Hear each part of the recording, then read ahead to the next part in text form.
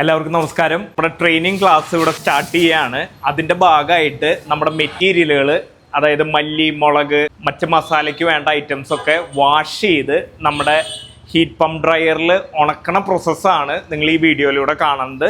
വാഷിങ്ങിനായിട്ട് നമ്മൾ ഒരു പ്രത്യേക എക്യുപ്മെൻ്റ് ഇവിടെ തയ്യാറാക്കിയിട്ടുണ്ട്. ഇതിൻ്റെ ഒരു അഡ്വാൻറ്റേജ് പറഞ്ഞു കഴിഞ്ഞാൽ വെള്ളം ഒരുപാട് ഇത് വലിക്കില്ല. നമ്മുടെ മെറ്റീരിയൽ മുളകായാലും മല്ലി ആയാലും വലിക്കില്ല. ആ പ്രോസസ്സ് നിങ്ങൾക്ക് ഇപ്പോൾ വീഡിയോ ത്രൂ കാണാൻ സാധിക്കും. മല്ലി കംപ്ലീറ്റ് ആയിട്ട് ഇട്ടതിന് ശേഷം നമ്മൾ ഇതിലേക്ക് വെള്ളം ആഡ് ചെയ്തിട്ട് ഈ എക്യുപ്മെൻറ്റിൻ്റെ റൊട്ടേഷൻ സ്റ്റാർട്ട് ചെയ്യും. അപ്പോൾ ഇതിലേന്ന് ചെളി പോണത് നിങ്ങൾക്ക് വ്യക്തമായിട്ട് കാണാൻ സാധിക്കും.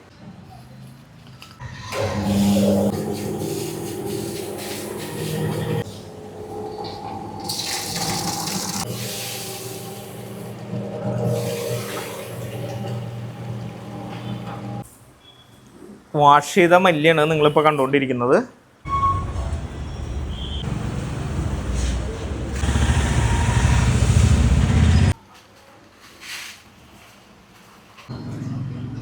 ചില്ലിയാണ് ഇപ്പോൾ ഇതിൻ്റെ അകത്ത് കിടക്കുന്ന മെറ്റീരിയൽ വരുന്നത്.